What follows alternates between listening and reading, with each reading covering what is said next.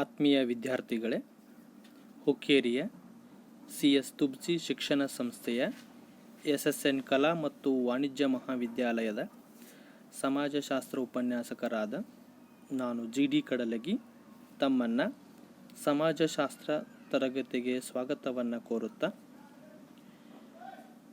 ನಿಮ್ಮ ಪತ್ರಿಕೆಯಾಗಿರುವಂಥ ಭಾರತೀಯ ಸಮಾಜದ ಅಧ್ಯಯನದ ಮೊದಲನೆಯ ಘಟಕದಲ್ಲಿ ಭಾರತೀಯ ಸಮಾಜದ ಗುಣಲಕ್ಷಣಗಳ ಕುರಿತು ಈ ಮೊದಲಿನ ಅವಧಿಯಲ್ಲಿ ಚರ್ಚಿಸಿದ್ದೇವೆ.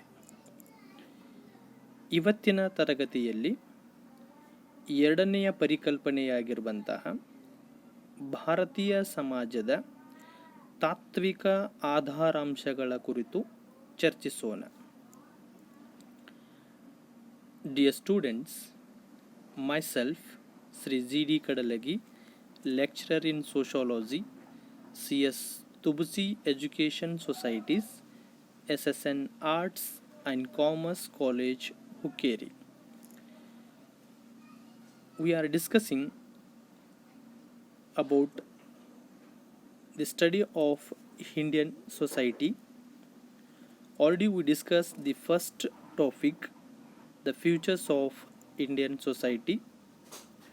Today we will discuss the second topic, philosophical basis of Indian society.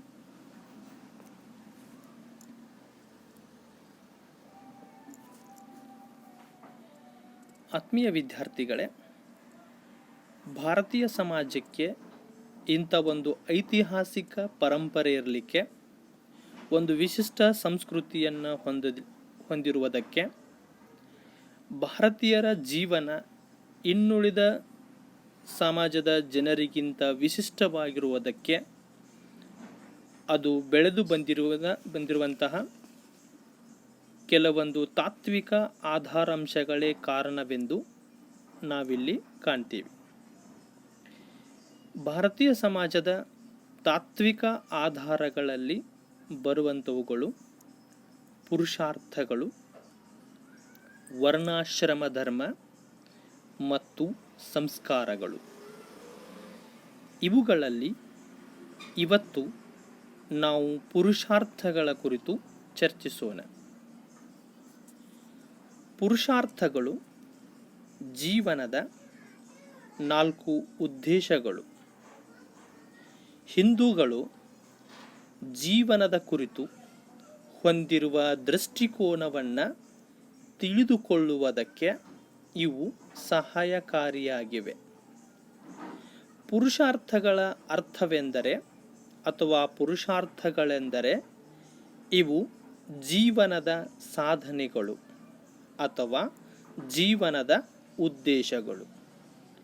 ಪ್ರತಿಯೊಬ್ಬ ವ್ಯಕ್ತಿಯೂ ಕೂಡ ತನ್ನ ಜೀವನದಲ್ಲಿ ಸಾಧಿಸಬೇಕಾಗಿರುವಂಥ ಸಾಧನಗಳು ಅಥವಾ ಪ್ರತಿಯೊಬ್ಬ ವ್ಯಕ್ತಿಯೂ ಕೂಡ ತನ್ನ ಜೀವನವನ್ನು ಪರಿಪೂರ್ಣಗೊಳಿಸಿಕೊಳ್ಳಲು ಇಟ್ಟುಕೊಂಡಿರುವಂಥ ಉದ್ದೇಶಗಳೇ ಪುರುಷಾರ್ಥಗಳು. ಪ್ರತಿಯೊಬ್ಬ ವ್ಯಕ್ತಿಯು ಜೀವನದಲ್ಲಿ ಸಾಧಿಸಬೇಕಾದ 4 ಉದ್ದೇಶಗಳೇ ಈ ಪುರುಷಾರ್ಥಗಳಾಗಿರುವುದರಿಂದ ಈ ಪುರುಷಾರ್ಥಗಳು ಯಾವಂತಂದರೆ ಧರ್ಮ, ಅರ್ಥ, ಕಾಮ ಮತ್ತು ಮೋಕ್ಷ. Dear students,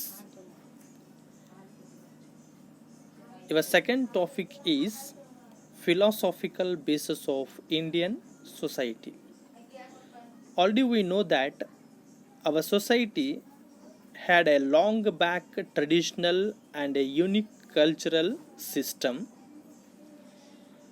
Our societies differ from other society because our lifestyle, our aim and every aspect of our life, it is a specific compared to the others.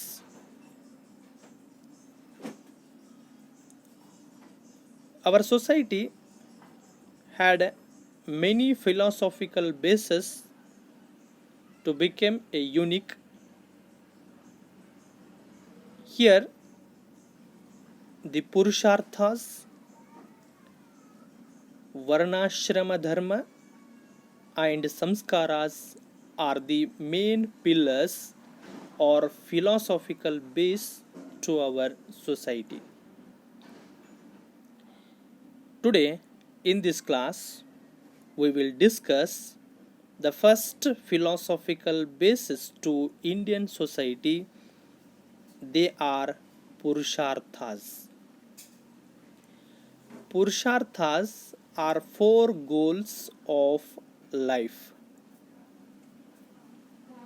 They always helps to understand the views of Hindus on life. Purushartha means they are the goals of life. They are the aims of life, which are we always engage to get achievement in life. They are the Purusharthas. They always helps to every people to lead a meaningful life. They are the helping or supporting parts of a successful life, and they always helps to complete a life. Everyone should achieve the 4 goals in life. They are called Purusharthas. The main Purusharthas are Dharma, Artha, Artha means wealth, Kama and Moksha. These are the 4 Purusharthas always helps to everyone to lead a meaningful and successful life.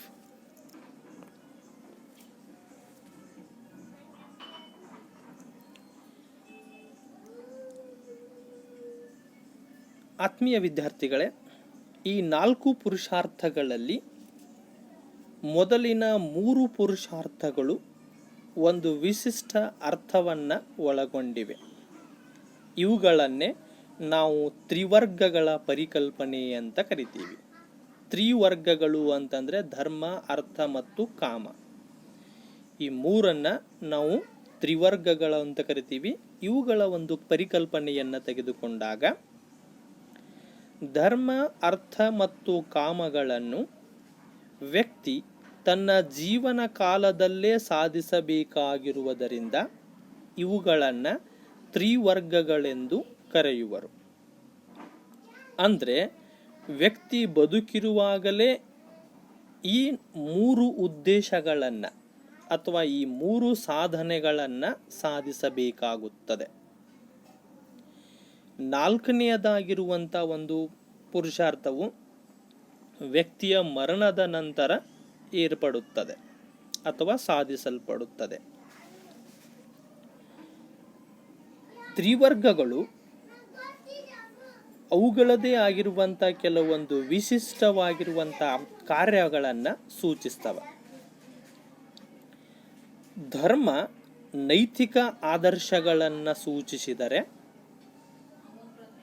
ಅರ್ಥ ಭೌತಿಕ ಸಾಧನೆಗಳನ್ನು ಸೂಚಿಸುತ್ತದೆ ಮತ್ತು ಕಾಮ ಮನುಷ್ಯನ ದೈಹಿಕ ಮಾನಸಿಕ ಬೇಡಿಕೆಗಳನ್ನು ಸೂಚಿಸುತ್ತದೆ. ಅಂದರೆ ಈ 3 ಧರ್ಮ, ಅರ್ಥ ಮತ್ತು ಕಾಮ ತ್ರಿವರ್ಗಗಳು ಅವುಗಳದೇ ಆಗಿರುವಂಥ ಕೆಲವೊಂದು ವಿಶಿಷ್ಟ ಉದ್ದೇಶಗಳನ್ನು, ಜೀವನದ ಸಾಧನೆಗಳನ್ನು ಒಳಗೊಂಡಿವೆ. ಇನ್ನು 4ನೆಯ ಪುರುಷಾರ್ಥ ಮೋಕ್ಷವು ಮರಣಾನಂತರ ಸಾಧನೆಯಾಗಿದೆ. ಅಂದರೆ ಪ್ರತಿಯೊಬ್ಬ ವ್ಯಕ್ತಿ ಈ ತ್ರಿವರ್ಗಗಳನ್ನು ಜೀವನದಲ್ಲಿ ಹೇಗೆ ನಿರ್ವಹಿಸುತ್ತಾನನ್ನುವುದರ ಮೇಲೆ 4ನೆಯದ್ದು ಮೋಕ್ಷ ತಾನಾಗಿಯೇ ಲಭಿಸುತ್ತದೆ ಅಥವಾ ತನ್ನಷ್ಟಕ್ಕೆ ತಾನೇ ಸಾಧಿಸಲ್ಪಡುತ್ತದೆ. Dear students, among Purusharth, here come the concept of Trivarga. Three Purusharthas get more importance because an individual may achieve dharma, artha, and kama in his present life when he live. They are called Trivarga. Every person can complete the four objects or goals in his throughout life. They are the dharma, artha, and kama. The another one, Purushartha, moksha, it we will get after the death. Trivargas always have their own meaning, and always they suggest their own meaning in the process of life. The dharma indicates moral ideas. A person must and should follow the dharma because of to have some morality in their life. And second one is the artha. It indicates that the physical materials, money, land, wealth, property, these are called physical materials. ಹಣ, ಆಸ್ತಿ, ಸಂಪತ್ತು ಅನ್ನುವಂಥದ್ದು ಅರ್ಥ. ಇದನ್ನು ಸಾಧಿಸುವಂಥದ್ರ ಬಗ್ಗೆ ಹೇಳ್ತದೆ. Physical materials. Also, it is an aim of a person.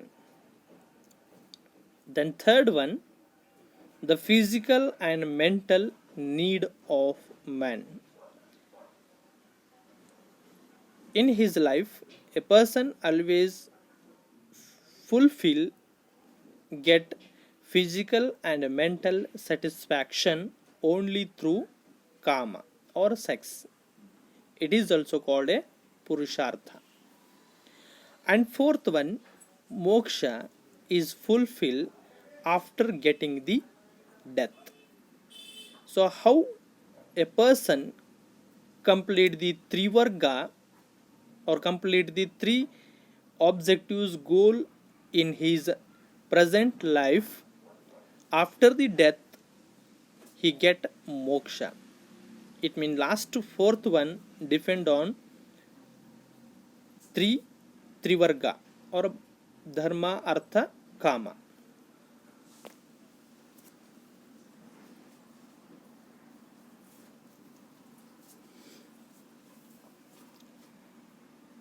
ಆತ್ಮೀಯ ವಿದ್ಯಾರ್ಥಿಗಳೇ, ಈ ಪುರುಷಾರ್ಥಗಳನ್ನು ನಾವು ಒಂದೊಂದಾಗಿ ನೋಡಿದಾಗ ಮೊದಲನೆಯದಾಗಿ ಬರುವಂಥದ್ದು ಧರ್ಮ. ಧರ್ಮವು ಜೀವನದ ಪರಮ ತತ್ವ. ಪ್ರತಿಯೊಬ್ಬ ವ್ಯಕ್ತಿಯ ಜೀವನದ ಒಂದು ಮೊಟ್ಟ ಮೊದಲನೆಯ ಅತ್ಯಂತ ಮಹತ್ವವಾಗಿರುವಂಥ ತತ್ವ, ಅನುಸರಿಸಲೇಬೇಕಾಗಿರುವಂಥ ತತ್ವವೆಂದರೆ ಅದೇ ಧರ್ಮ. ಇದನ್ನು ನಾವೊಂದು ಪ್ರಾಥಮಿಕ ಮತ್ತು ಮೂಲಭೂತ ಪುರುಷಾರ್ಥವೆಂದು ಕರೆಯುತ್ತೇವೆ. ಎಲ್ಲದಕ್ಕಿಂತ ಮೊದಲು ಆದ್ಯತೆ ಕೊಡಬೇಕಾಗಿರುವುದೇ ಧರ್ಮಕ್ಕೆ. ಧರ್ಮ ಅನ್ನುವಂಥ ಪದ ಸಂಸ್ಕೃತ ಪದವಾಗಿರುವಂತಹ ಧ್ರ ಎಂಬ ಧಾತುವಿನಿಂದ ಬೆಂಬಲಿಸುತ್ತದೆ ಅಥವಾ ಬೆಳೆದು ಬರುತ್ತದೆ ಅಥವಾ ಬಳಸುತ್ತೇವೆ. ಈ ಧ್ರ ಅನ್ನುವಂಥ ಧಾತುವಿನ ಅರ್ಥನೇ ಎತ್ತಿ ಹಿಡಿ ಅಂತ.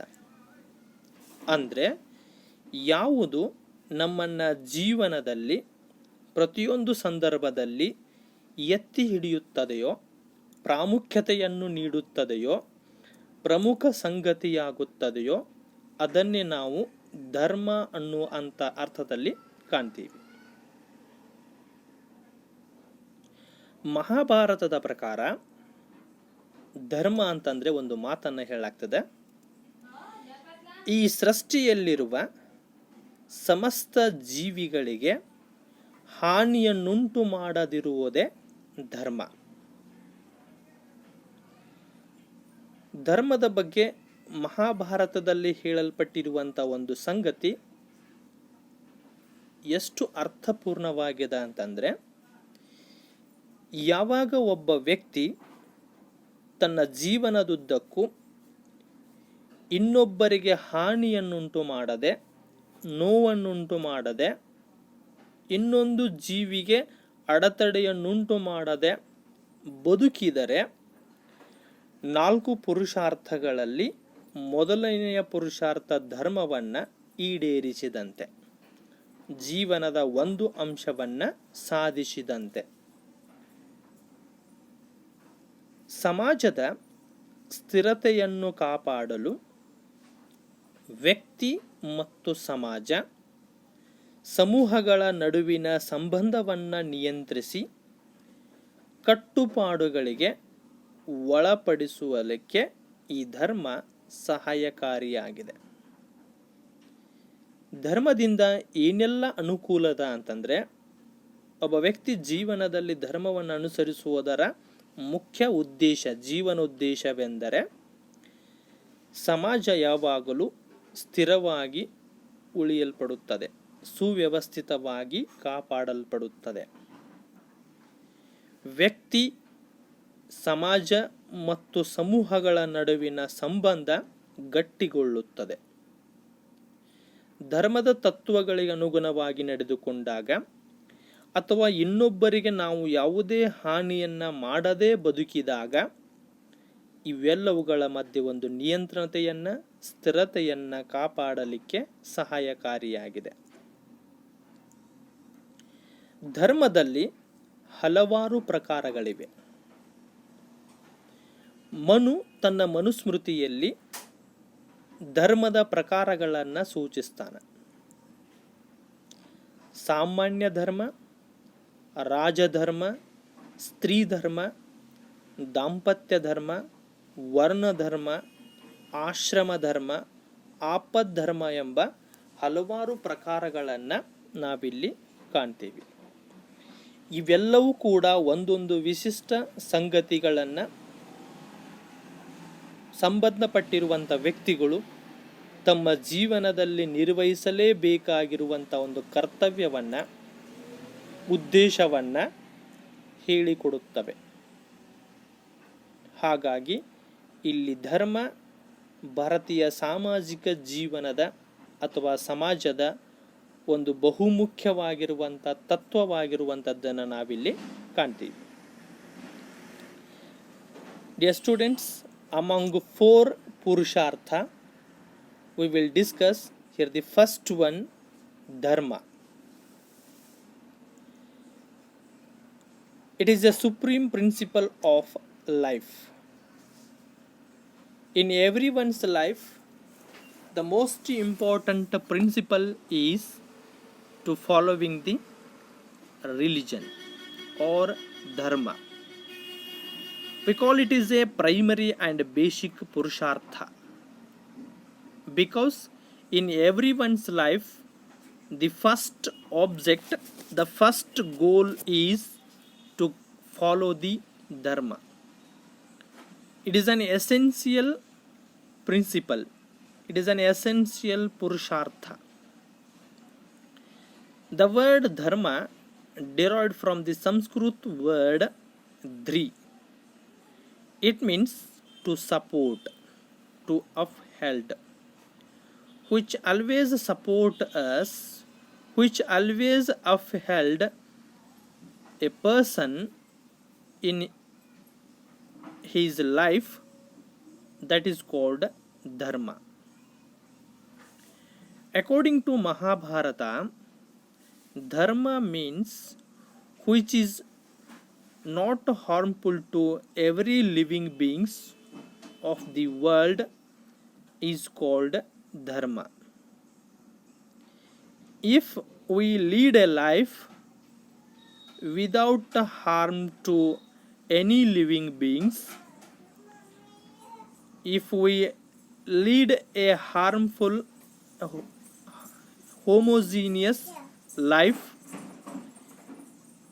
if we live with everyone happily it is called dharma. Those who are live a meaningful life in a society, then he can complete the first purushartha, that is dharma. Dharma always helps to maintain stability in society. If the people follow the first principle or dharma, the society always stable. It is always healthy. It always continue to the next generation. And it also helps to control the relationship between individual, society and groups. If the people live without harmful to other living beings, they can manage a good relationship. They can live happily. It is a useful aspect of the dharma. There are different types of dharma mentioned by the Manu in his Manusmriti. They are Samanya Dharma, Raja Dharma, Stri Dharma, Dampatya Dharma, Varna Dharma, Ashrama Dharma, Apad Dharma. So these all different type of religions have their own meaning, intention, goal to complete the meaningful life every Indian or every person. Dear students, remaining Purusharthas we will discuss in next class. Thank you.